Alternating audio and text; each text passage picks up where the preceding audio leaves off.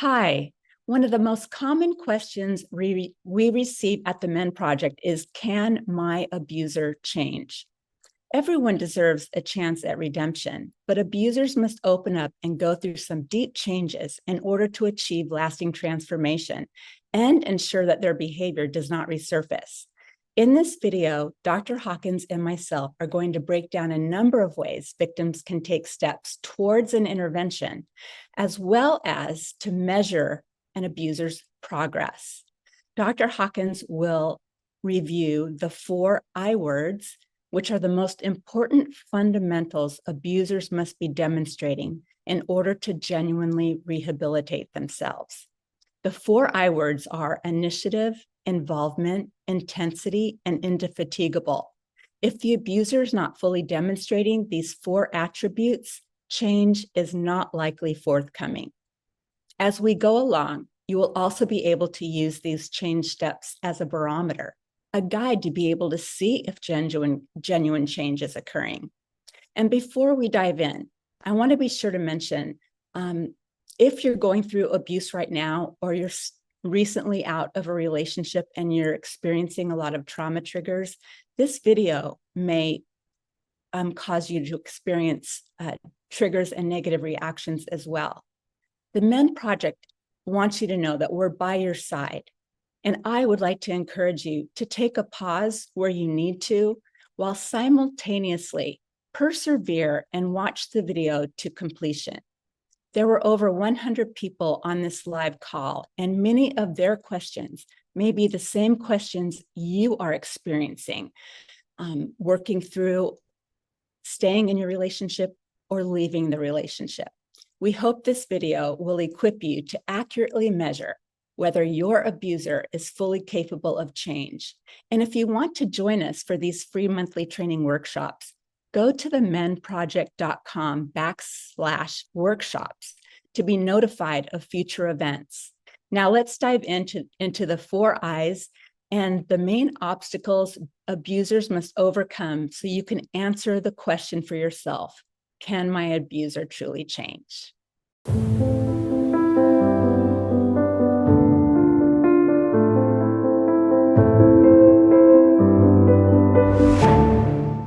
Well, hi, everyone. Welcome. I'm Annette Oltmans. I'm founder and CEO of the Men Project, and I'm so grateful to have Dr. David Hawkins from the Marriage Recovery Center joining me today for this particular workshop.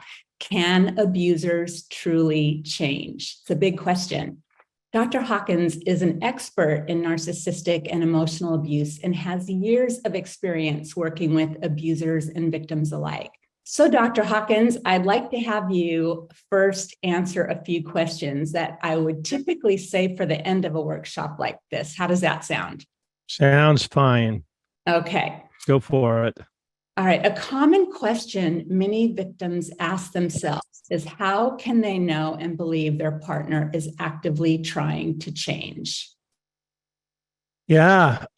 This is a great topic, by the way, Annette, and I so appreciate you having me here with you. And I know you've done so much work. I so appreciate it. Change is incredibly difficult for everybody, but especially for the narcissistic abuser. These are typically long-standing patterns. So I really look forward to all of us having a deeper understanding about this whole topic. So when I'm asked the question, can an abuser really change, or are they going to change? I can't tell you if they're going to change. Of course, I can't tell you that. But what I can tell you is that change is possible. By the way, Annette, I know you share this thought with me, that there's a lot of talk out there in video land and social media land that change is not possible. I don't agree with that. I think change is possible if the abuser is willing to put in a consistent effort and a consistent amount of time. And you and I have had lengthy conversations about this. The mountain is very steep, but here's a bit of a skeleton, and I want to make sure everybody understands this is a skeleton. We could spend an hour on each one of these steps, but I'll quickly take you through 4 steps for the victim who is being harmed to think about, to step back and to make an observation about these things. Step number 1, They need to define the problem. What exactly does the abuser do? What do you see in their actions? If you need help, the terms and definitions, by the way, there's a handout that the Men Project offers, which is an excellent resource to help lay out how to define the problem. If you can, write out what the abuser did that matches the term. I think that's a great, great step. I want to pause here because defining the problem may sound simple enough, but folks, it's not necessarily simple because of brain fog, because of so much abuse that's going on. It can be complicated to think about what exactly is the problem. What exactly do they do? Remember, the abuser has spent a lot of time dismissing the abused victim, and they have flipped the script. They have made her out to be wrong. They've called her the abuser. They've done all manner of things that creates a lot of confusion. So getting clear is no small step. Step number 2, determine the appropriate intervention. For example, you may need to work on setting clear boundaries with consequences. You may need to physically separate or require weekly counseling or a personal intensive. Again, nothing simple about this topic either. In fact, this really deserves a lot more attention and discussion. What does an intervention look like? And you've probably tried many different things and come up with a blank on many things. So we get it that you've tried a lot of things already. And by the way, any interventionist would be asking you that question. What have you tried? What have you done? How effective has it been? And that kind of feedback for me as an interventionist, that's helpful feedback. That helps me give feedback to you about how much change is possible. What have you tried? What has the impact been? Step number 3, design and implement the intervention. Let the abuser know that the only way you will be in relationship with them is if they, for example, commit to intensive personal counseling. Please underscore the word intensive. This is intensive work, intensive personal counseling.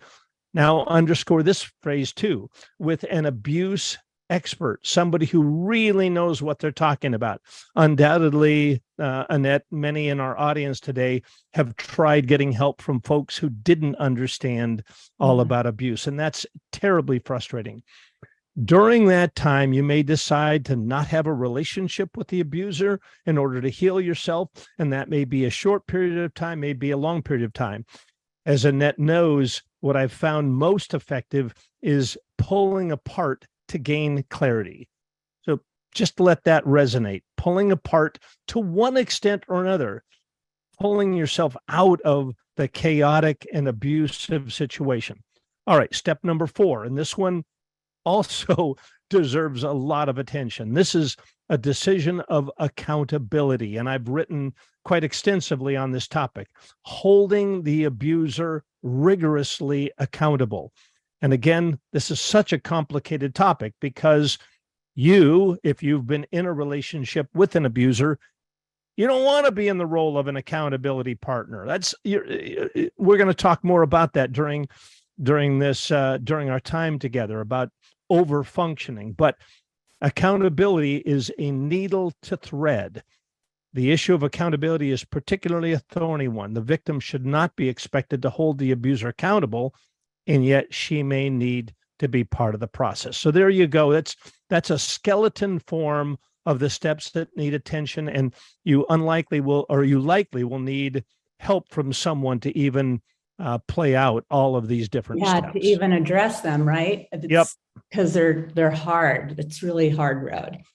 All right. Well, this is really good. Thank you, Dr. Hawkins. It can be so difficult to know if change is happening after experiencing abuse. In fact, it's common for victim survivors to see little change and mistake it for authentic change, or to feel hopeful at the slightest recognizable change. How can one prevent false hope, or what you and I both refer to as magical thinking? Like when someone, the abuser apologizes and then suddenly she thinks, oh, magically it's going to change from this went on because he actually apologized. Can you speak into that? Of course. And that's just something for everybody to be mindful of a little bit. I asked this question, Annette. I like to ask this question, and everybody can be thinking about this. How much change do you really need to be healthy and happy? How much change do you need? A little bit of change, keep doing what you're doing. A moderate amount of change, going to take a moderate intervention. A lot of change will take a lot of intervention. So anyway, when determining if the abuser is sincerely working to change, it's critical to not take an abuser at his or her word. Pause. They will say to you, look, don't you see I'm changing? And they will pat themselves on the back and they will get incensed and they'll turn it back on you. You're just not noticing all the change. Well, don't get caught up in that emotional quicksand. There needs to be tangible evidence over a significant period of time that gives evidence demonstrated by the abuser that they are taking full responsibility for their behaviors, including real-time reparations for the harm caused commensurate to the harm done. So, for example, if the abuser disparaged the victim by undermining them to others, or scapegoating or blame shifting the victim, the abuser needs to reach out to those people. This is, by the way, this whole making repairs for scapegoating, again, it's going to take us an hour sometime to talk about that. We don't have that right now. Anyway, making repairs for the scapegoating or blame shifting the victim, the abuser needs to reach out. Annette, I would add this, with your help, my help. They need to be prepared for reaching out and correcting the false impressions that they sent out. Don't send them out. Don't just give them carte blanche. Yeah, go make repair. No, they won't do it. No, that will be a train wreck. Anyway, the abuser needs to reach out to those people again to not only withdraw the abuser's prior statements, but to acknowledge that they have a problem by manipulating facts to serve their own interests. Again, everyone, just make a note. This whole topic of scapegoating and making repairs for scapegoating takes an expert hand at guiding that whole process. Don't just give a green light, and I'm sure you won't. Reparations and taking responsibility are things the abuser strongly resists, or they will say they're taking ownership and they're really not. So it's critical to measure progress through meaningful actions that repair the harm done and that which will cause the abuser some discomfort. Many victims will receive a verbal apology and a promise to change from the abuser as something to bank on. We call this magical thinking, or what's it called, Annette? Future faking? I get that right? Yeah. Future faking. Oh, yeah, don't worry. We got that. I'm all over this. Not. Empty words are just that. Abusers often make promises they don't intend to keep. Again, remember, ownership, they haven't really dealt with the fullness of it, the severity of it, the impact. We're, by the way, quick tangent, Annette, at the Marriage Recovery Center and the Emotional Abuse Institute, we are working more stringently on impact statements, on men. We call it 40 days of, and here's another way my behavior impacted you. And here's another way. And here's another way. And here's another way. And that, by the way, you all know that's being done all over the place in with the abuse of alcohol and other things. What is the ramifications? All right. Interpersonal integrity is something the abuser lacks, and it makes trust in the relationship impossible to achieve. Words and actions, along with body language and facial expression, need to line up to determine if integrity is really present. Yeah. Okay. So how can, that's so good, Dr. Hawkins, by the way, but how can one identify treatment success? Yeah, and I would refer everyone here. Lundy Bancroft has paved the way for us all. You all probably know that name. Lundy Bancroft, I think he's got some blogs out there on how to know if a person is really changing. So treatment success. I came up with four words, and they all overlap each other, but again, they give us a skeleton on how to view this. 4 I words. They all begin with the letter I. Number 1, investment.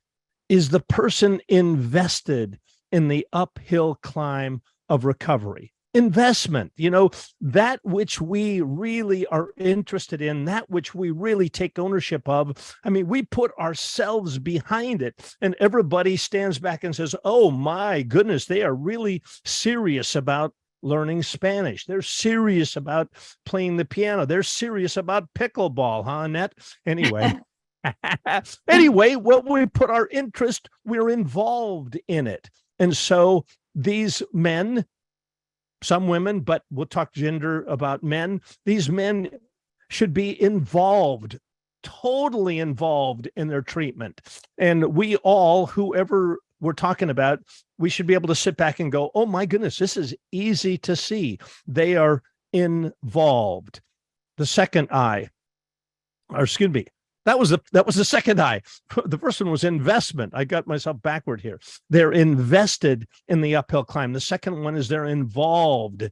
They're reading materials.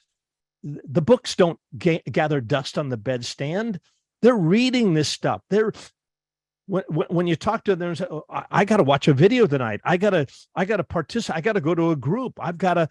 They're involved in growing up. And we're going to be talking about emotional intelligence and emotional maturity. And you will see that they're watching podcasts. They're doing the work. Underline that phrase. Intensity. The third I, intensity. They have a passion for growing up. They have a passion for getting healthier.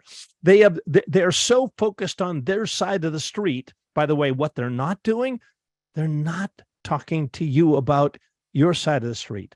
That's not part of the deal. They're not focused on that. They're focused on their own work. And he should be saying to you, I'm doing my work. I got to go to group. I got to watch a podcast. Intensity. They're showing up with passion, interest, investment. And the fourth I had to reach for this I word. So don't, you can chuckle, everybody. But I needed an I word, like a pastor is looking. I had to look it up. I know it. I know. It's really kind of cheesy, everybody. The word is indefatigability. Now, if you can spell that, you're indefatigability. They're persistent. They're sticking with it. I've got all kinds of guys who can run the first leg of the marathon. They can sprint, and then they run to the sidelines and beg for water and a granola bar. No. They're pacing themselves. They're up for it. They go through a little blurb for what I'm doing in our comprehensive core program.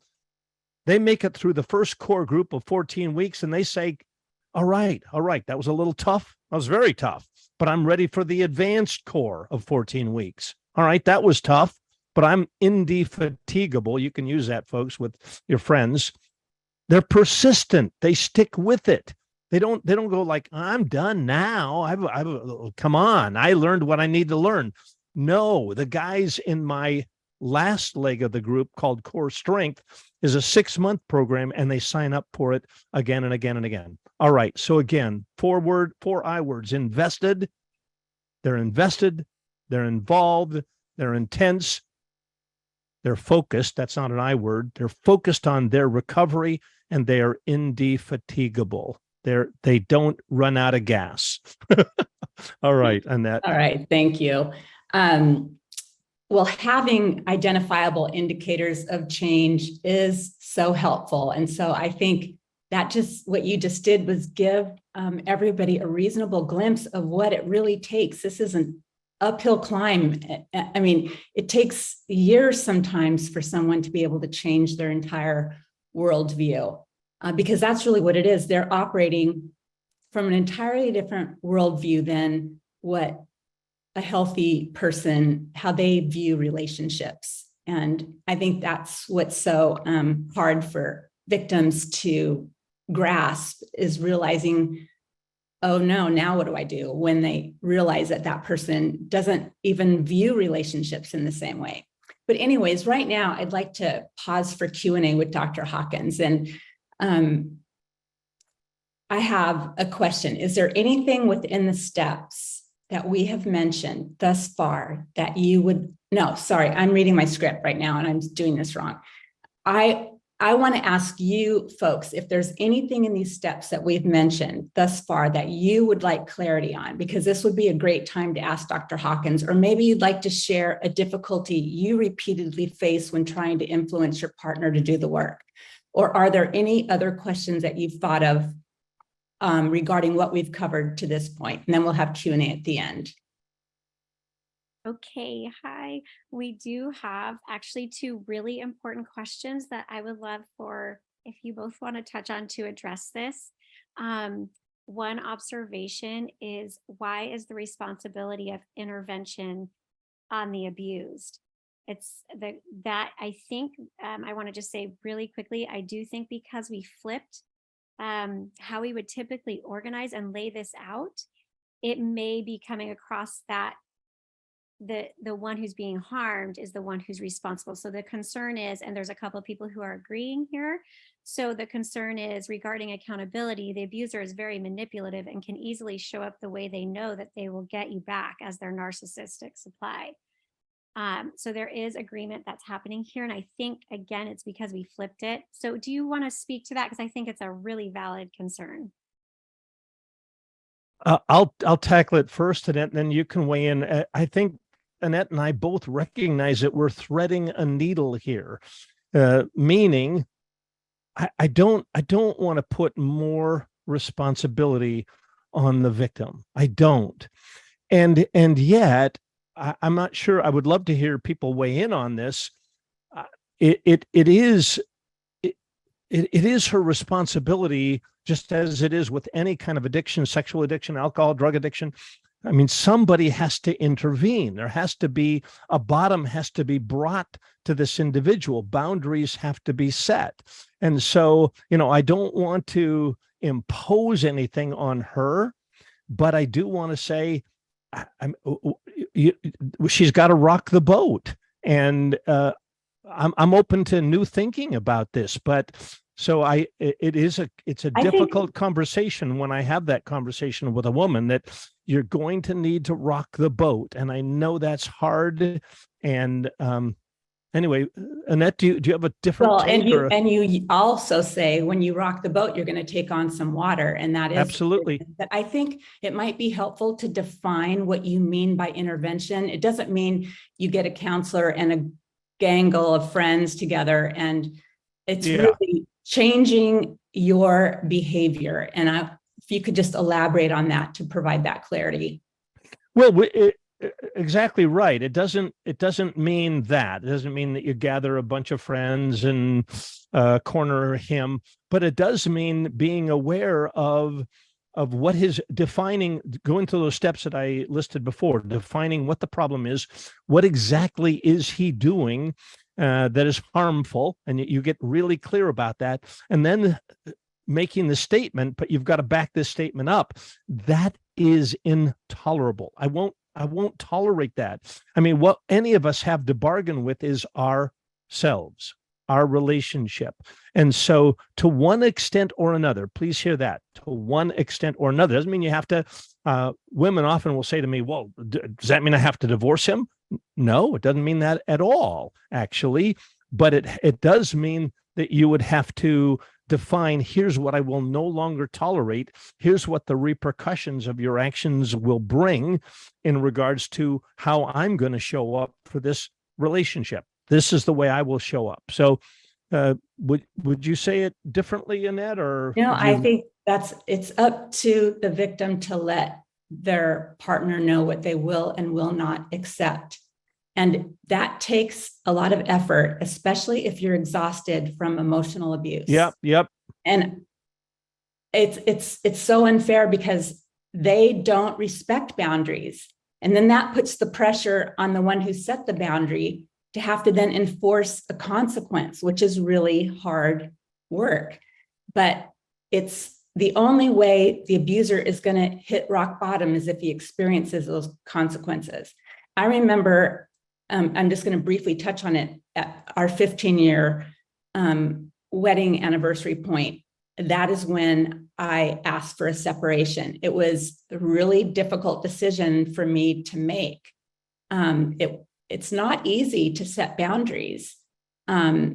And we were separated for 3 years. He was stubborn, and it took him a long time to get through the healing process and to change. But it's not easy. It doesn't mean you're responsible for yourself, and you don't want to enable this behavior. So in that sense, you do need to be strong and don't do anything prematurely, but work on getting strong and getting really clear. And that's one reason why you want to identify what they're doing, because if they still continue to do those behaviors to you, you're just going to be gaslit and so confused and traumatized all over again. You really need to get clarity and then work on getting stronger and setting those boundaries, whatever those boundaries are. Perfectly said. And what I find at the Marriage Recovery Center is, as you work on getting clear, clarity brings conviction, and conviction brings courage, and it just all builds upon itself. And it's exciting for me to see. A quick little story. Annette has heard me say this. As I have so many women who talk to me, I've noticed, I would say probably 1/3 of the phone calls that I receive, the woman says something like, "Oh man, I'm exhausted. I'm not sure what to do, and I'll do it. Let's talk about intervention." She's just not yet there. And then 1/3 are like, "Yeah, I'm there." And everybody, by the way, you can all kind of rate where you are. And this isn't a good or bad. It's not good or bad. It just is. 1/3 say, "Yep, I'm getting clear, and I know that I've got to do this, and it's hard work, but I'm ready to do it." And 1/3, boy, they kind of make me step back, because they come in and say, "I'm there. Bring it. Tell me how we do this intervention, and let's go. I'm ready to rock the freaking boat." So anyway, wherever you are on that scale, there's not a right or wrong, but that's your work to do. So Yeah. Is there feedback on Annette and my perspective here? We're open and. Yeah. Yeah, there's a lot. In fact, I Uh-oh. like I kind of want to just stop and take all these questions and comments. There is a lot of feedback. I think I just want to say a couple of things. I want to emphasize that Dr. Hawkins opened by saying we're taking like a needle and thread here. I mean, we are literally just barely touching the surface of this topic. And I think it's a hard topic for everyone who's with us today, because everybody's in a different place. And this topic, it might be a little bit further down the road than some people are ready for in their own healing process. And that's okay. And here we are, we're all here together having this really hard conversation that might be really difficult to hear about. I do want to emphasize, in no way are we victim blaming, assigning responsibility Right. to the victim. Right. That's not the intention. The intention here is for those who are trying to reconcile, wondering if their partner is truly making a change. We're trying to provide some identifiable things. But I do want to read some of the comments so you can. These are for victims that want to save their marriage or want to know what it really requires, so they can choose to step out and be done. They don't have to stay. They don't have to, but they may need to leave permanently or set the boundary for a separation, something to really, like you said, rock the boat. But go on, Jill, what's the follow-up? Would you like me to read through? We have quite a lot of comments, and I'm really happy to read through them if we want to pause. Okay. That, and do you want to just have me stop? Chime in and let me know if you want me to stop to address something. Okay. And some of them are questions. Okay, let's see. Real quick, what was the course that you recommended for the abuser, Dr. Hawkins? Yeah, we have a comprehensive core men's program comprehensive. We have a beginning core group that lasts 14 weeks where they learn about narcissism and emotional abuse. Then we have a second, they toggle into the advanced core, which is 14 weeks, where they're practicing more of the tools, healthy thinking, learning about denial, defenses, blame shifting, all of that, and taking ownership, living transparently with ownership and accountability. And then they toggle into our 6-month core strength program, which, and then many of the men, by the time they get to the advanced core, if they're very invested and involved and intense and indefatigable, they will stick with it. And they move from an external motivation, she's just making me do this, to I want to do this. This is good for me. So I know that you can raise your eyebrows there because everybody does, but I tell you, I've got 8 men in my core strength group, and all 8 of them signed up for the second and maybe even third time. They have moved from But to just look at the statistics, most abusers, I mean, a high percentage of abusers are never going to change. It's very hard work. So let's just make sure that I put that qualifier in. We're not talking about every couple goes through this process. This is when both parties want to work on the relationship and are not ready to throw in the towel. Change is possible. That's what we're saying. And that's the topic that we're addressing today. That doesn't mean we're recommending that for. Yep. Make that clear. Yeah. Yep. Real quick, Dr. Hawkins, is it okay to tell the abusive partner who they're not currently living with about doing the core program, or do they need to find something like that on their own? Wait, say it again. I'm sorry. So this person's asking, is it wrong to tell her abusive partner about the core program, or do they need to find it on their own? What's the approach in that? Okay, people are going to disagree with me on this one. I think Annette's heard me talk about this too. If a woman says to a man, "Go figure it out," it won't happen, everybody. It just won't happen. Now, I know some are going to disagree with me. Do I want her to script out exactly where he should go, what he should do? Not exactly. We're going to thread a needle here. But if he goes and get counseling from Dr. Schmo on the corner of 4th and Pine, he'll bend Dr. Schmo's ear for 7 weeks and then he'll drop out and it won't do anything. So it's got to be yes, it's okay to tell him about the comprehensive core program. It's okay if, I love your emphasis, Annette, please make it again, if you want to see if this can work, if we want to see if he really can and will change, it does need to be with somebody who's going to ruffle his feathers. I can't tell you how much hate mail I've gotten from men who don't like what I have to say. And I'm going to say it. I'm going to keep saying it. And those that are willing to change will accept. Okay, thank you for that. Okay. Yeah, well, it's not a lot of fun being in the trenches sometimes, I'll tell you that, but it's not about me.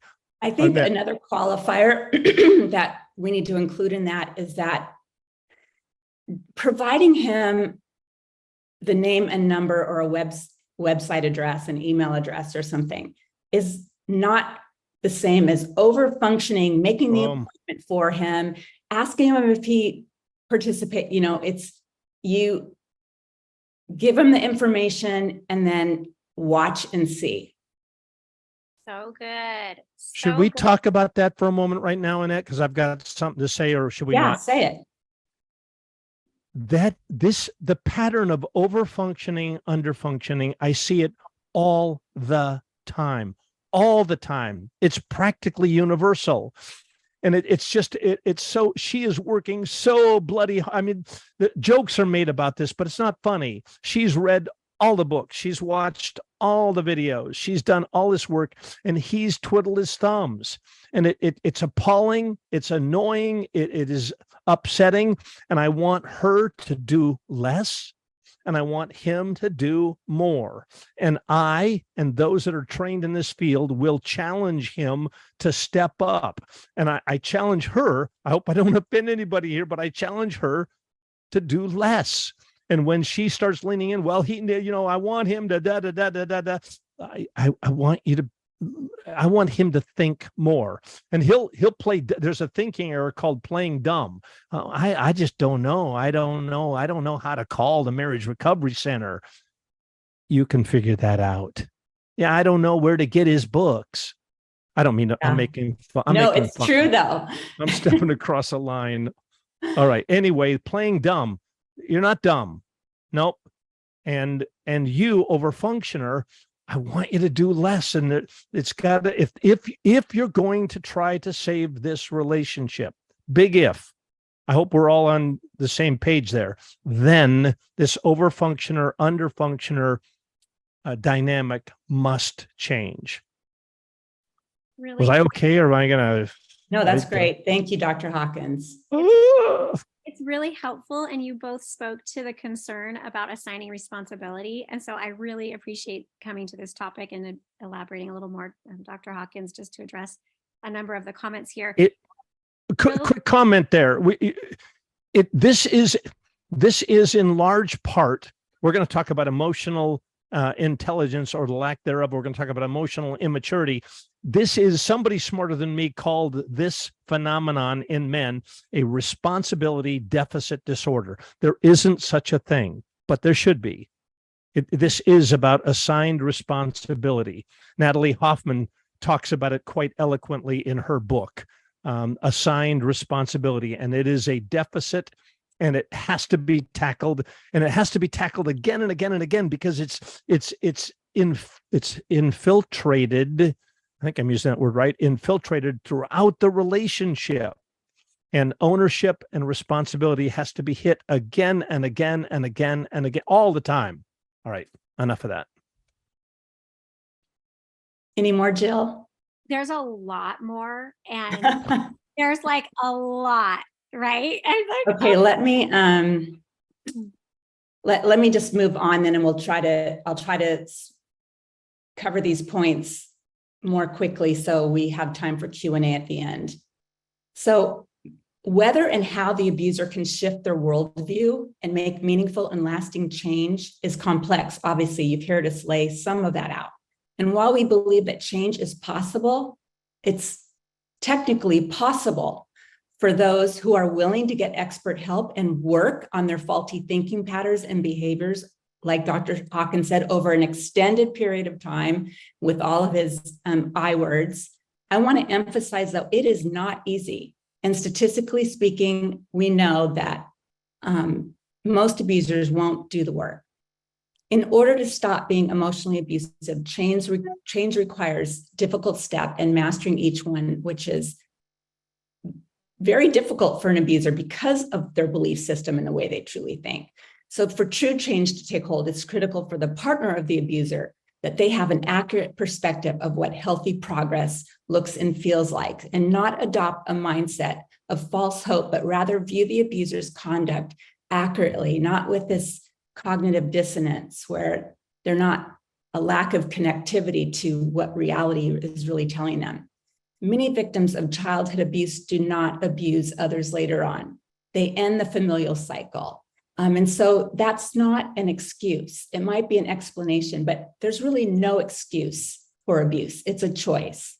There's many factors and stimulants that make it hard for someone with an abusive mindset not to abuse. For example, heavy financial strain or addictions, all different kinds of things can make abuse more intense, but it is not the core reason for abuse. And so what I want to do is talk to you about what the core, I'm actually going to hand this over to Dr. Hawkins, but I want to talk to you about what the 5 pillars of abuse are. And this is describing the mindset of the abuser. Go ahead, Dr. Hawkins. Yeah, before we launch into this, faulty thinking, it has penetrated their thinking. what I find is an attitude of superiority, entitlement, grandiosity. It can be so nuanced. But anyway, I want to just highlight this is Annette's fine work through the Men Project. So a faulty belief system and distorted thinking are part of the emotional abuser's DNA. Faulty beliefs consist of moralistic judgments based on limited knowledge, family systems, social bias, causing the oppression of others. There's that superiority, that dominance. They may have developed destructive beliefs about men and women in childhood or later from the abuser's familial, social, political, or even religious sources of influence. A faulty belief system might include conscious or unconscious cultural biases, religious attitudes, religious abuse, by the way, that's a whole additional topic, patriarchy, misogynistic beliefs that oppress women. These characterological mindsets are deeply entrenched. Let me say that again, because it's so important. Characterological, it's embedded in their character. And so unweaving it from their character is long, hard, arduous work. Identifying and working through these faulty beliefs requires self-awareness, a willingness to change those beliefs, learning new ways of thinking, reading books, engaging in group conversation or group therapy, and so on. It's a difficult process, including a lengthy therapeutic commitment, because abusers are emotionally underdeveloped. Next, it's essential for the abuser to address image management. So Dr. Hawkins just talked about faulty thinking, faulty belief system, but image management and overcoming defensiveness is also another pillar. Abusers are deeply invested in creating, maintaining, and protecting a positive public image in order to hide who they really are, especially how they are behind closed doors. And they will enact many defensive, destructive behaviors to protect their public image. It can look like chronic defensiveness when the victim raises a reasonable complaint or concern, or criticizing or blocking the victim and their perspectives when the victim attempts to share their reasonable complaints, hurts, or concerns. It can be creating a cloud of confusion by telling false stories to third parties in order to undermine the victim or to manipulate the end result or outcome, especially if they're fearing being exposed. So for example, they might volunteer at church and be really involved so that they look like this pillar of the community, yet they're abusers at home. And so it's confusing for people to be able to accept that he's an abuser when he's doing these things, which makes it undermines the victim. It's harder for her to get help. Another thing is working hard to present themselves as loving and caring to outsiders while toxic behaviors go on behind closed doors, making it, like I said, difficult it just makes it harder for the victim because people are not likely to accept or believe what she says. And then being mischaracterized by the abuser privately or in public is highly traumatizing for the victim. And the lack of intervention and or other people's support of her or improper intervention will embolden the abuser. Onlookers are unable to see the abuser's toxic traits, and therefore they're unlikely to confront him, causing him to believe he's either invincible or not responsible for causing the difficulties in the relationship. So the way other people respond can really exacerbate the problem. And that's why we so want you to see an expert therapist and handle it that way. Now, addressing defensiveness, overcoming defensiveness, abusers need to become self-aware enough to see that their partner's reasonable concerns and feedback are not a personal attack or a threat. The way most abusers receive any feedback is that they're being attacked. The abuser needs to understand the impact of their behavior on the partner, especially recognizing that destructive behavior can cause numerous emotional and physical problems for the victim, including post-traumatic stress disorder. So I'm going to do one more, and Dr. Hawkins is going to do one more. We're still unpacking the pillars of abuse. The other one that Dr. Hawkins mentioned is entitlement. And that's basically when the abuser believes that they're deserving of privileges and special treatment, regardless of whether they deserve it or regardless of how it affects other people in the family or others in the workplace or whatever. And this biased mindset can be conscious or unconscious. They truly believe they're entitled to special treatment. They believe they have the right to control their partner, to dominate them. Basically, it's, I deserve to have what I want when I want it, regardless of its impact on my partner. And this thinking leads them to exert control without any sense of guilt or empathy for how oppressive their double standards are for others. I'm going to skip through the rest of that and let you go ahead, Dr. Hawkins. Do you want to talk about the emotional intelligence? Yeah. So the next essential step is for the abuser to develop emotional intelligence. This is I could talk at length about the lack of emotional intelligence, or what I have called also emotional immaturity. So we recently, or the Men Project recently added the pillar of low emotional IQ, or low emotional intelligence. The connection to abuse with low emotional intelligence is undeniable. Abusers can be highly intelligent, accomplished, and charismatic while having an underdeveloped emotional IQ. By the way, emotional IQ, a quick definition of that is knowing the right, knowing the right thing to say at the right time in the right way.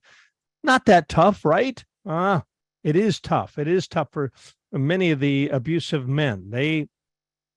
And this contributes to their chronic defensiveness, their aggressiveness, or passive aggressive behavior. A lack of emotional intelligence makes it difficult for the abuser to understand emotions in general. They're uncomfortable with emotions, his and hers.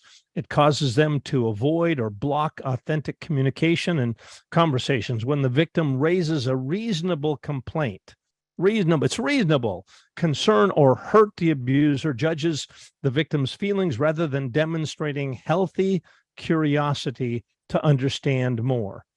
In conversations, they react rather than self-regulate, self-examine, or implement self-control to respond rationally and empathically. Low emotional IQ can also lead to impulsive or emotionally or physically violent behavior.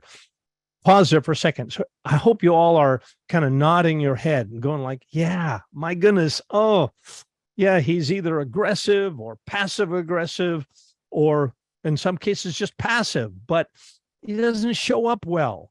Emotional intelligence can be developed, just like empathy, by the way. We're learning empathy can be cultivated and developed. Emotional intelligence can be developed by accessing resources and through therapy, where they can learn to get in touch with their emotions and the emotions of their partner, resulting in communicating more effectively with their partner.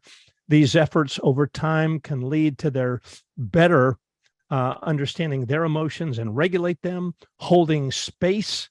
Big deal, by the way, holding space, being able to sit with their mate's concerns, feelings, and so on, and develop empathy rather than wrongly believing it's their place to judge the feelings or emotions of their partner. If an abuser is not willing to cooperate with long-standing therapeutic interventions, emotional immaturity can make change for an abuser impossible. So I'm so glad you're talking on that topic. I just want to ask you a question, and I know we're out of time, but we're getting close to that. What do you do, Dr. Hawkins, to help improve an abuser's emotional intelligence? Yeah, and it's exciting because what I see, so you know that I have these three groups, and by the time a man, if he will move from our beginning core group and move from an external motivation, she's making me do it, to an internal motivation, I need to change and I need to grow up. I have some awareness if you're familiar with the change cycle, I don't really need to change. Well, maybe I do need to change. I need to change. My goodness, I can embrace change. What the guys do in that, they come into the advanced core now much more receptive, and they listen to other people's stories. And do they listen to men who step in it? They do. They do. And do they raise their eyebrows and go, oh man, I can't believe Joe responded that way? And then what I hear when I have my individual session with them is, oh man, boy, Joe really messed up with his wife, didn't he? Yeah, he did. I do that. And I can see in Joe the stuff that I do. So it is in comparing and contrasting that we learn. And then I have them go through different processes where they have greater self-awareness. They grow in that self-awareness. They learn to take more ownership. They recognize, like, oh, I did it again. What did you do again, Joe? I did this again. And my thinking was this way again. And we examine, we inspect, and through that rigorous process, they grow. So for the men who are willing to sign up for comprehensive treatment, everyone, now is available.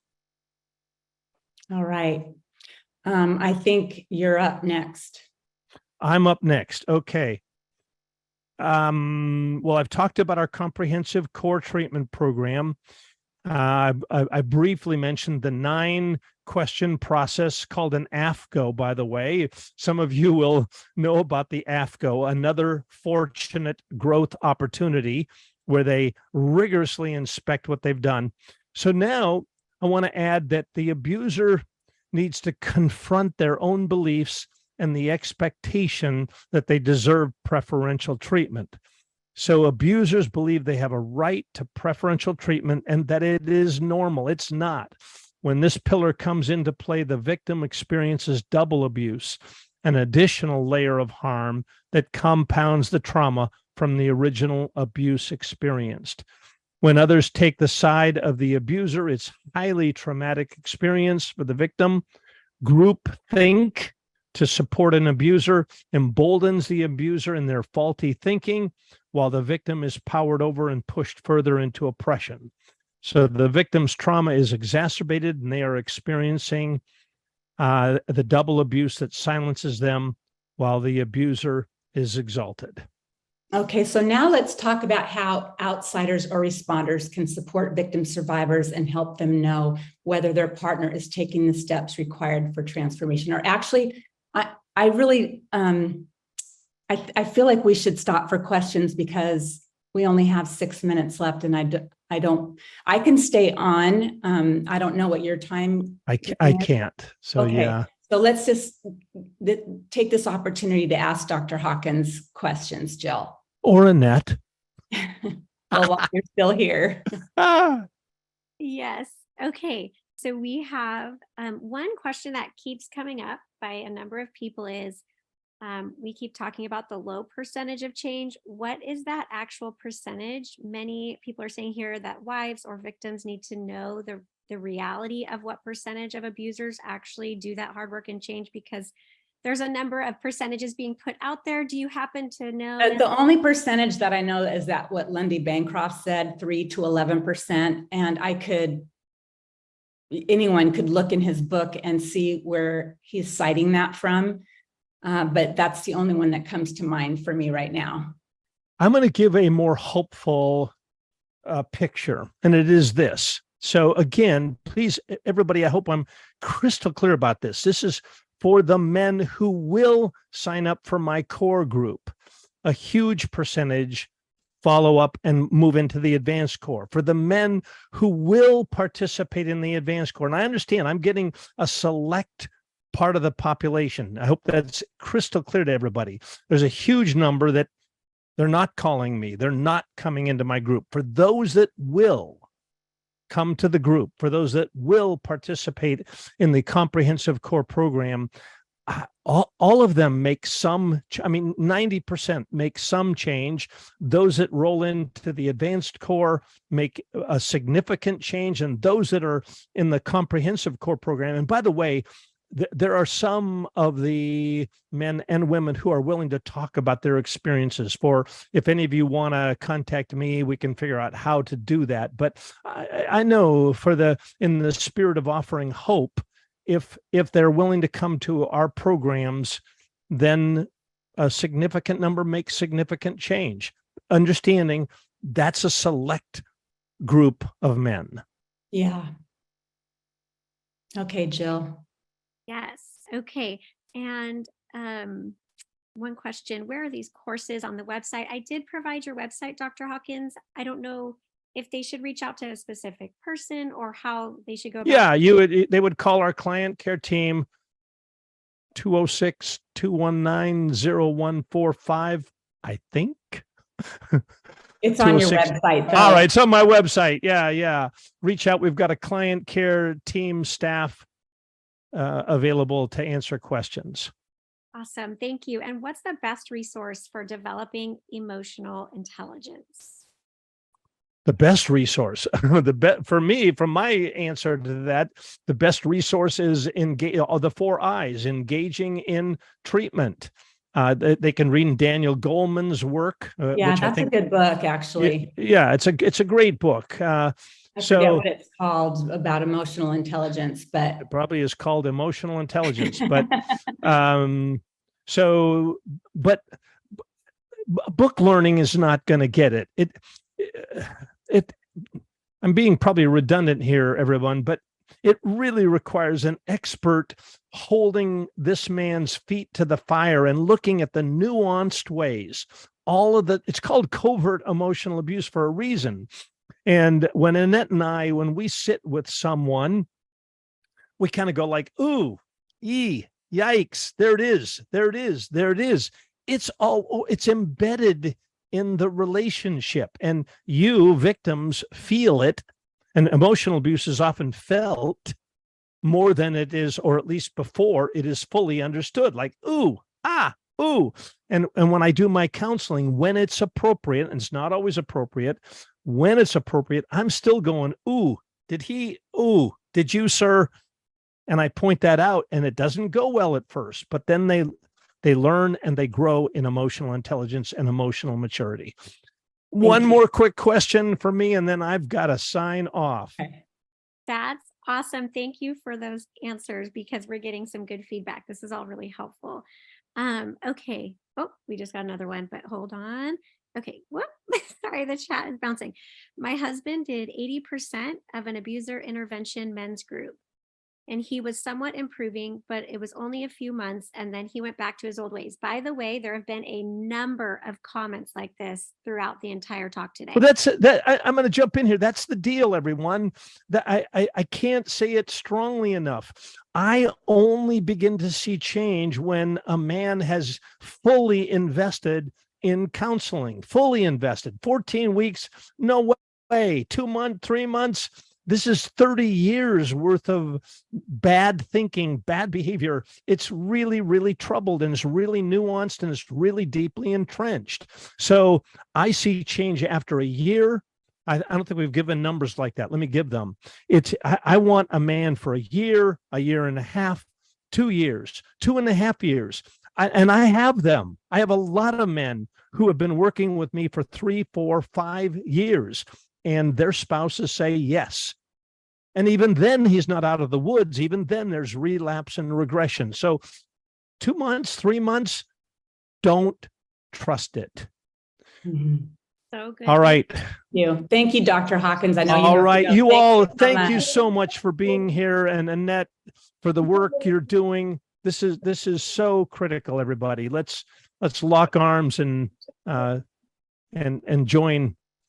Let's put a dent in this epidemic. I'm with you. Thank you. All right. Bye-bye. Everyone, if there's any additional questions. Yes, Annette, there are a number of questions and a lot of thank yous. We'll be sure to relay that to Dr. Hawkins. We want him to know how much he appreciate all of that. He is a wealth of information and barely touched on anything he really truly has to offer. So take advantage of reaching out to his organization as well. Okay, I'm going to go back up here. Annette, we had a question addressed to you. Annette, what is the best advice from your experience being the wife walking alongside someone who is wanting to change or maybe is starting to change, but slowly? Are there any pillars to the delicate balance of holding to hope, guiding when needed, but not over functioning or being easily duped? How do you hold heart? How do you hold heart? Your heart. Like, how do you hold your heart in the process? You guard your heart. You don't expect to receive empathy. Don't expect to receive reciprocity. You want to emotionally, if you're staying in the same household and you're not choosing the path of a physical separation, you have to really pull back and detach from that person. And it feels very unnatural for an empathic person to step back because we long for connection. We're all designed for connection, but an abuser doesn't emotionally connect because of their lack of maturity in that area.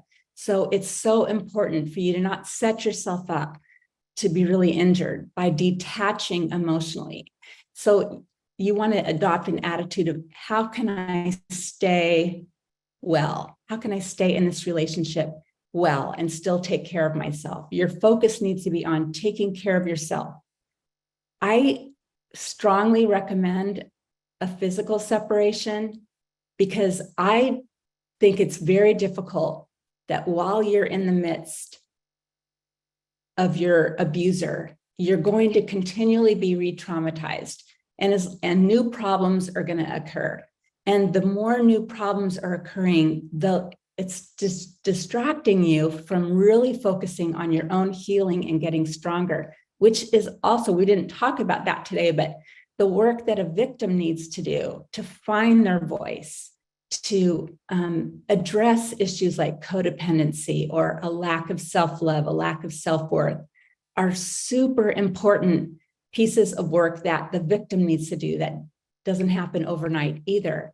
And for those of you who want to know a little bit more, I frequently recommend a book called The Human Magnet Syndrome, which addresses that over-functioning, accommodating, empathic person and how they attract narcissists and what you need to do to unpack that and to become healthy, where you really hold on to your autonomy and individuality. So I just would encourage you to really emotionally detach.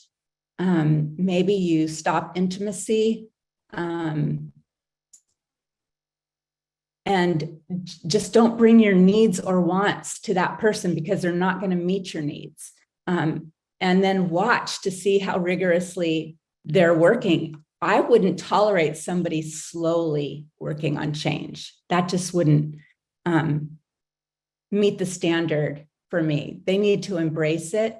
It's hard work. So if you're going to work slowly on it, it's going to take 5 years or 10 years to get through this. So I hope that answers your question. It does. And you mentioned the human magnet syndrome. Yeah. And the author of that book, someone is Ross Rosenberg. Is Ross Rosenberg, is someone is addressing that there are two. And I'm going to scroll up, Annette, really quick, because I know we have a lot here. And there's a lot of comments going back and forth, but I want to make sure to get the questions.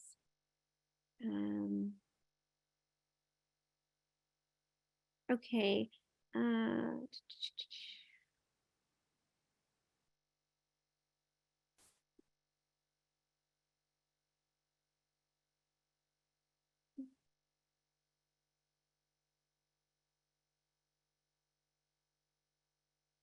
Good. Lots of people really identifying with a lot that was said, describing, someone said they're describing my most recent church actually with image management.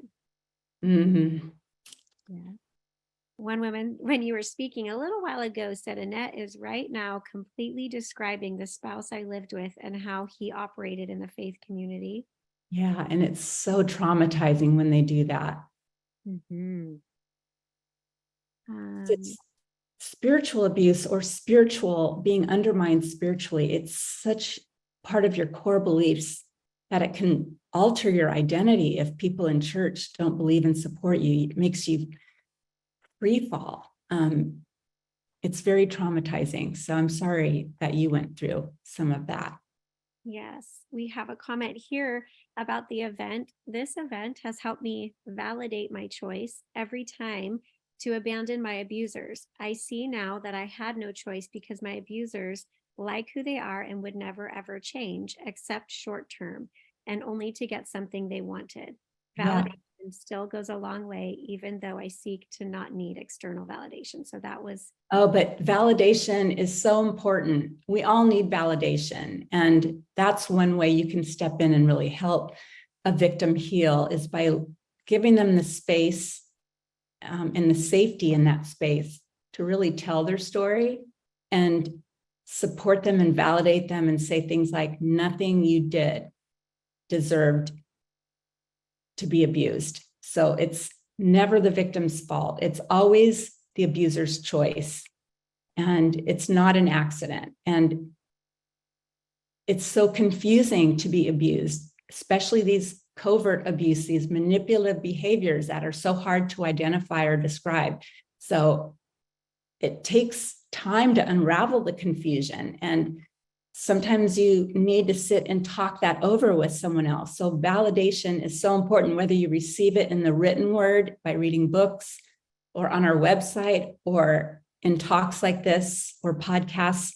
But the best form of validation, I think, comes from our close, if we have safe friends or safe family members that can really validate us. I think it's has a really healing effect on one's process.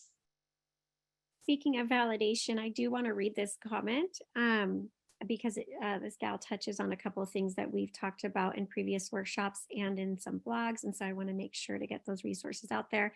And so the comment reads, "It is not for the abused to, quote, try and save the relationship. The abused has probably done this over and over and over." Thank you. For someone in the chat had mentioned trauma bonding and deep psychological damage. I was close to wasting away physically, admitting myself to the hospital. I only didn't because I didn't want to leave my children with him. So, Annette, do you want to acknowledge that? Yeah, it's so common. I mean, even Dr. Hawkins has written a book, When Loving Him is Making You Sick. I got really sick in my situation. I was in the hospital like 13 times. It's very hard on you psychologically and very hard on you physiologically because of all your spikes in cortisol and other hormones, stress hormones. It then depletes, it collapses your endocrine system. So your body is in havoc, and all these autoimmune illnesses, or it could be digestive issues or rashes, or it could be so many. Stress can cause so many things, but when it's stress, you're in conflict. So you have stress from that, but you also have stress from confusion. You can't figure out what's happening. And it's like a double whammy. So yeah, it affects people in that way very often. There's another comment here about societal and cultural shifts that I want to read real quick for you. There's an overarching issue of societal and cultural shifts and changes that need to happen.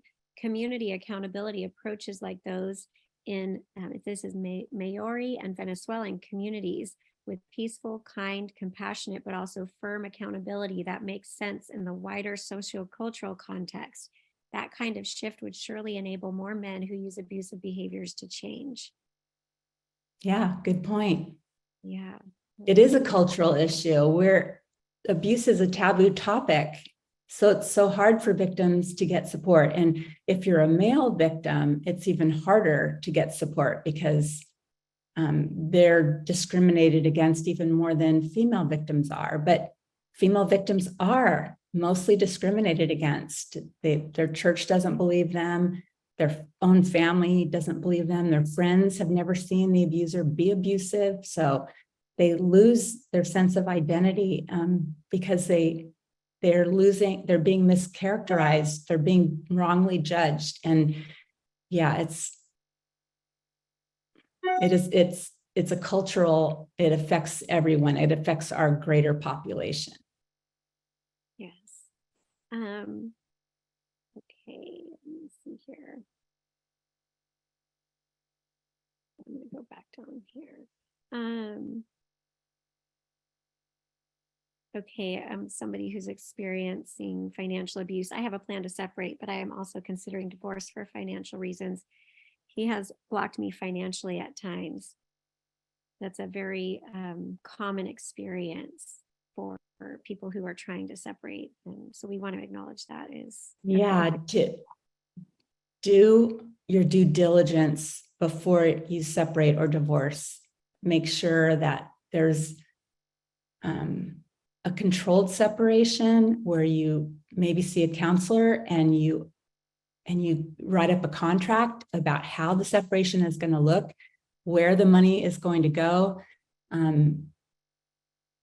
if you're going to date or not date, or if you're going to see other people or not see other people, or who you're going to confide in. Like, all kinds of details can be put into a controlled separation contract.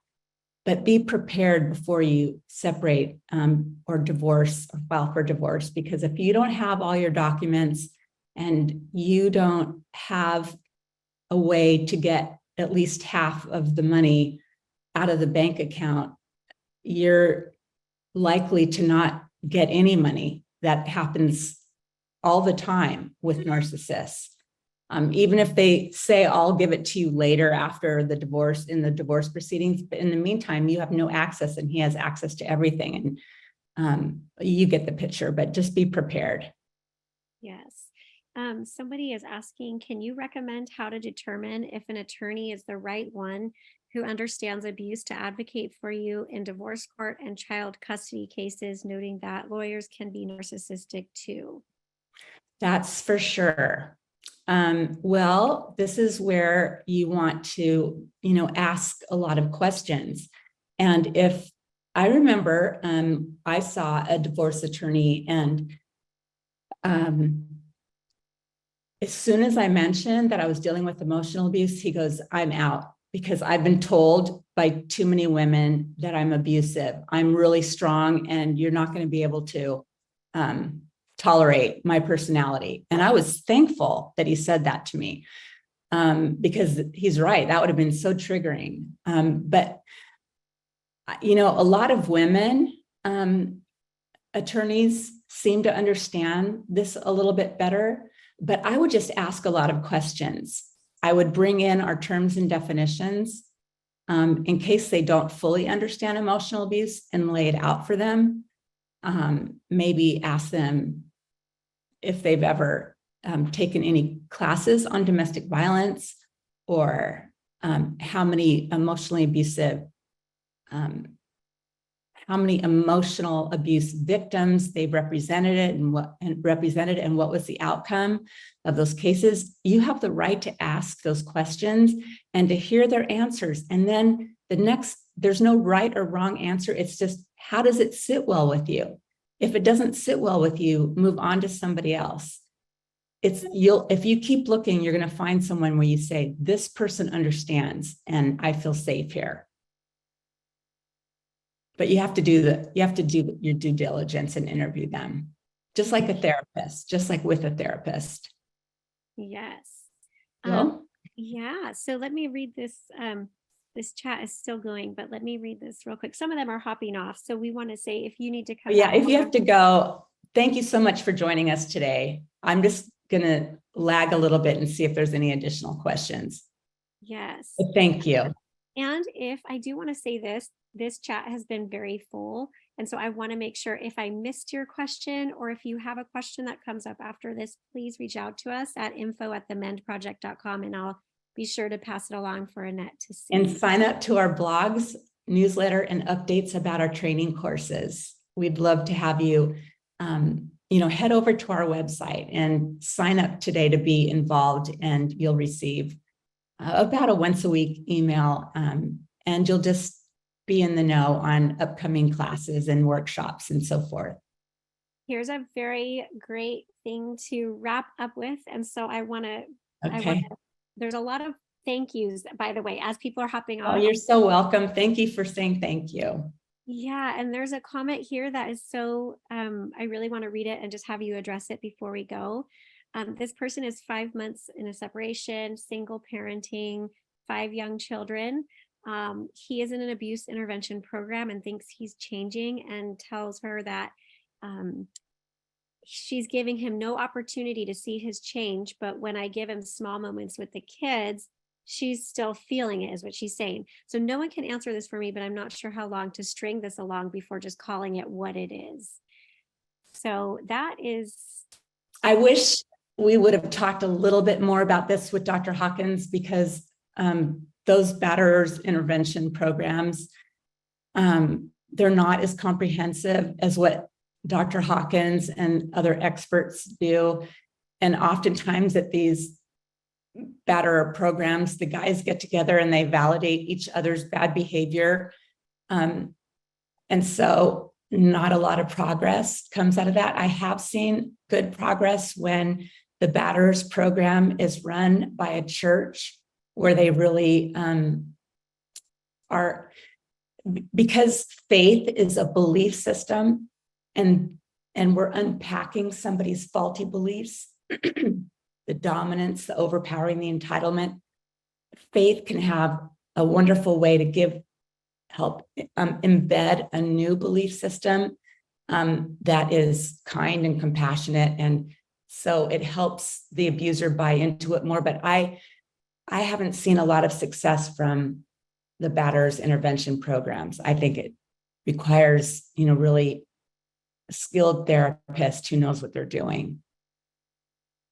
And like Dr. Hawkins said, reading books, listening to podcasts. I would want to see all of the eyes that he, the intentionality, the indefatigability, and all of the interest in the, I forget the other eye, but I would want to see signs of all of that. And if they're not doing really hard, it's nothing to go to a batterers intervention course once a week.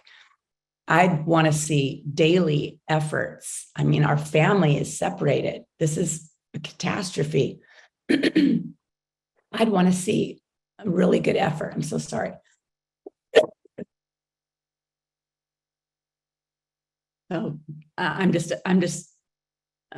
agreeing with you. Jill? Yes, very helpful. Thank you for answering that, Annette. Is there truth in that if they don't respond to boundaries and consequences quickly, that they probably never will? Yeah, it's going to be an uphill battle. A healthy person is not going to mind another person's boundaries. Even if they don't really like it, they're going to say, okay, that's a quirkiness of my spouse. It really bothers them when I chew celery when we're watching TV, so I'll stop doing it. They don't care. Even if they like their peanut butter celery sticks, they're going to forgo that just because they want to be cooperative. An abuser won't, they might, you might have an abuser that will respect little boundaries, and then not others. You might have an abuser that agrees to boundaries, even though secretly inside they're saying, I'm going to do the opposite. And they do the opposite. And so that's really confusing, because you had a planned conversation to discuss, like a family meeting, and you discuss things, you mutually agree, and then he goes and does the opposite. That's what is more common. And that's why Dr. Hawkins says he needs to hit bottom. He frequently says you need to have a break. The abuser needs to have a breakdown before they will be motivated to have a breakthrough.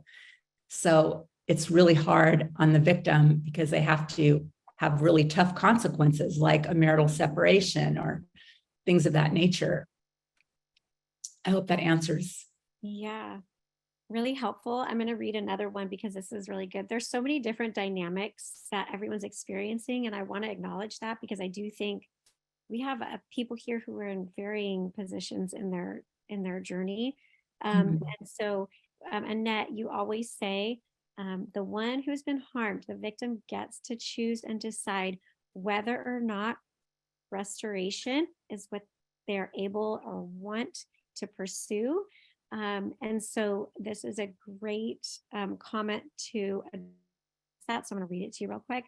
It says, I am in a situation where change is happening and things are improving. And I do feel like I still need to hold on to the option of leaving the relationship just to heal myself. That's something that our couples counselor would say is prohibitive of improvement, that I need to be 100% committed to the relationship. What I think will allow me to do that is a full recovery program, or a full program of my own recovery, having money set aside in an account to leave if and when I need it. I don't want to give up the possibility of leaving. And so I want to acknowledge Gosh, that. I don't Annette. like I'd that love your for you couples to- therapist. I'm sorry, Jill. I didn't know you were talking. Go ahead. No, I'm done. I read it all, but I want you to acknowledge all of that where you were going. Go ahead. I don't like what your couples counselor says. I think if you've been damaged from emotional abuse, harmed from emotional abuse, and abuse does cause harm, it doesn't just hurt your feelings. It hurts the abuser's feelings when you set a boundary. It doesn't harm them, but he has been harming you. And you have the physical and mental effects of that harm that you need to protect so you can heal. And it's if you had a controlled separation contract that said, I'm going to take 3 months out or whatever time you need. I just need to disengage from couples therapy. I need to disengage from our living arrangements. I just need to focus on my own healing. That is perfectly reasonable. And he should absolutely support you 100%. And so should that therapist. And since you said you're in couples therapy, I want to let you know that when any form of abuse is present, couples therapy is actually contraindicated.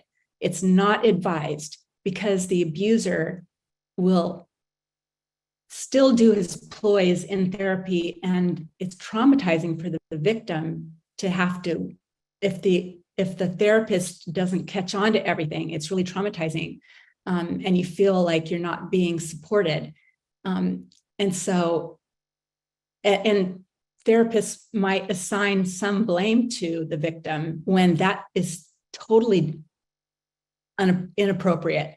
There should be no blame placed on the victim while abuse is being addressed. That has to be weeded out first. Abuse has to be overcome and resolved over an extended period of time before you address any other problems in the relationship. And most the time, if abuse is resolved, the other problems go away because abuse was the problem.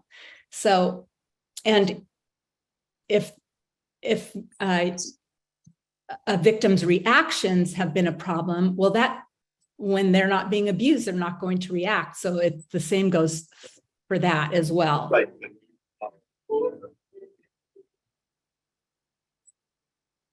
Jill? Yes, sorry, Annette. I was trying to see where that noise is coming from.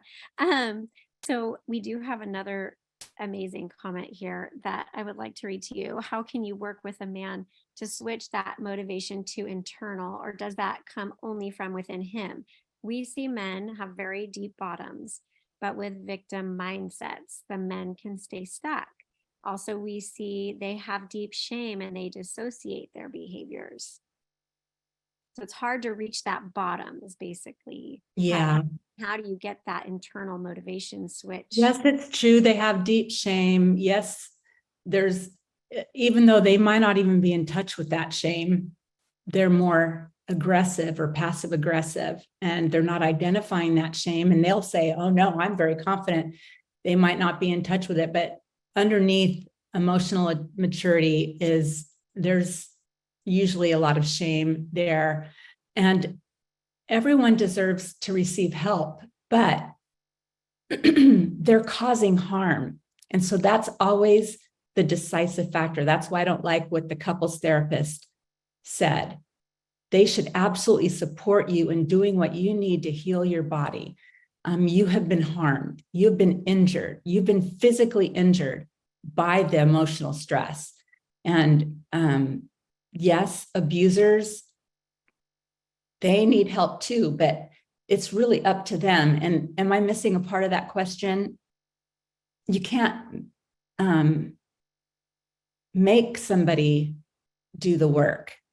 Yeah. They have to, it has to come from within themselves. I think that was the question.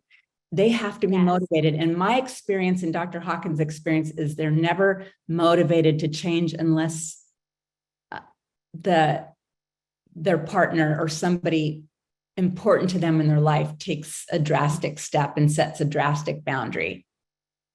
Yes. And Annette, you often speak about how couples therapy is contraindicated in cases of abuse, and people are commenting here a lot about that from previous questions that you've been answering. And so I want to make sure that we do acknowledge that, Annette, here, and then also that I'm sorry, the chat is jumping, which is amazing, but I'm also I did a talk on our YouTube channel about why couples therapy doesn't work when any form of abuse is present. And I break down a lot of different reasons. So I really encourage you to listen to that, because you can then know specifically what, if you're a therapist, what to avoid doing and how important it is to align with the victim. And if you're a victim and you're experiencing trauma or discomfort in couples therapy with an abuser, you'll be able to identify why you feel so unsettled and traumatized, actually. You'll be able to identify those things, and that will help you really gain a sense of resolve. But couples therapy is, especially if they're not experts in abuse, it's does not work.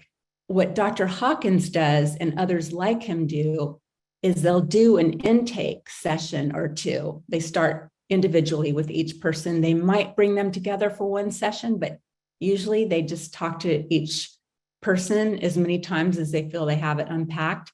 And then they work with the abuser while they keep lines of communication open with the victim. So the abuser has to sign a release that allows Dr. Hawkins or one of the other people at the Marriage Recovery Center to talk to the victim and to share what they view about their progress, and also to allow the victim to shoot a little email each week and say, this is what happened this week. This is my version of the story. This is what happened, in a paragraph or so that he can be held accountable. It's more collaborative, but it's not that she's receiving therapy from them. And although they do have therapists at Marriage Recovery Center that help victims, we're talking today about abusers, and that's our focus. So I hope that clears that up. Yeah. And I want to acknowledge, because someone else commented that, and this is what we say also, Annette, that therapists, a large majority of them, they do not have the training. And that's why we keep saying to see an expert. Annette, you've said that a number of times today. So we do want to. Yeah, actually, I did some research a while back and found that in most states, psychologists and MFTs, or the Board of Behavioral Science, only requires about 10 units in all their academic work on the topic of abuse, and that those that are in grad school getting their MFT or their psychology degree can actually choose what topics of abuse. So it might be 10 units on sex trafficking or whatever, and it's no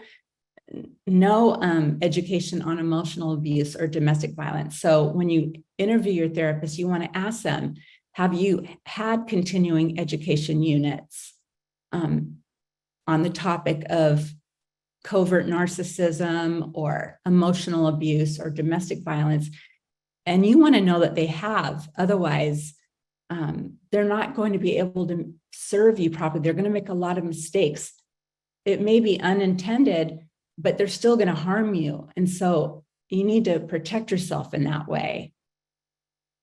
Yes, and I do want to read one more comment. They're still coming, but I'm looking at the time. It's 11:30, so I'm going to read this, Annette, and then we'll touch base in a sec here. But this is really important comment. There's so many dynamics to all of this, so I appreciate all the diverse um, feedback and comments because it helps everyone here just to hear where everyone's at. So this person informed their abuser of his issues and he went to counseling and then he quote changed, but only used to tell everyone that the victim was the abuser.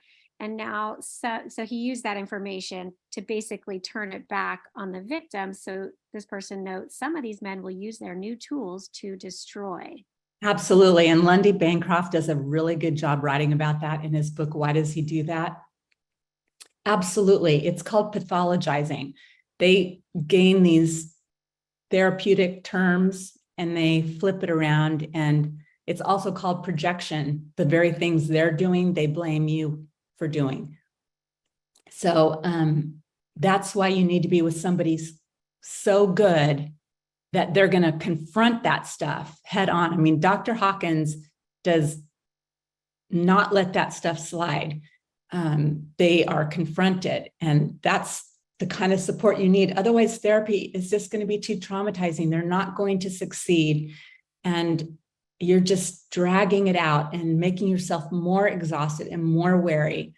And I just would love for you to get to a place where you love yourself enough to say, I don't deserve this. And instead of trying to hold on to a relationship that's going to cause you years of more grief and anguish and loneliness and isolation, not really feeling connected to your spouse, it's better to do the hard work to break the trauma bond. And that takes help with a therapist to break that bond and to separate yourself, whether if maybe you can't leave for financial reasons. So then learn how to, I can tell you, Leslie Vernick, she has a core group. I don't know, I forget what she calls it, but you can go to her website. And she has a group and she teaches two things: to leave well or stay well. So she actually does work. She coaches victims on how to stay well if that's what you need to do, and also how to leave well. And then in terms of leaving well, I really recommend Natalie Hoffman's Flying Free podcast. She focuses almost solely on the mindset changes that a victim has to make to get strong. In her book, I forget the title, something, My Confusing Marriage. Is it me? Is it me making sense of my confusing marriage? Is really good. And she has a workbook that'll help you walk you through the healing process. And she has support groups that are only $29 a month that will help walk you through what it really requires to change your own belief. Victims have faulty belief systems too. We're over-functioning, we're accommodating, we're believing it's going to get better. There's so much behind that. And we think it's love when it really is something very harmful towards us. So why are we accepting that? There's a lot to unpack in there, and she does a good job in her support groups, and it's really reasonable, and you're going to get more out of it than you're going to get with most therapists. So I would encourage that. So good and so helpful. Thank you, Annette. That leads me to ask this question that it was earlier, and I'm really glad you brought that up, the affordability. This gal was stating that she's 3 weeks out of a relationship with someone who she borderline personality disorder and is aware through all of her research that it can take 8 to 15 years, for BPD to recover and to reprogram his dysfunctional behaviors. And she noted that he's from a lower economical background. And so what would you suggest for people who cannot afford therapy or the kind of treatment we've spoken about today? Well, it's unfortunate, but what if you can't afford therapy because that's something really difficult to overcome? I would say, look for groups, look for support groups, read everything you can get your hands on, therapeutic books about borderline personality and whatever you can get your hands on. But I don't want you as the victim to do that work. I want you to now rest and take good care of examining your own self and how you allowed yourself to be mistreated, and to learn to love yourself again and realize your self-worth, that you're so worthy of being treated in a healthy and loving way. So I don't want you to start studying BPD for that. That would be over functioning. Yes, and I think that's it for today. All right, we got through them. Woohoo! Thank you for staying on. That was amazing. Oh, no, thank you to all of you who stayed on. And next month, we'll have another workshop, and I hope you'll join us then. Thank you and take good care. Bye-bye.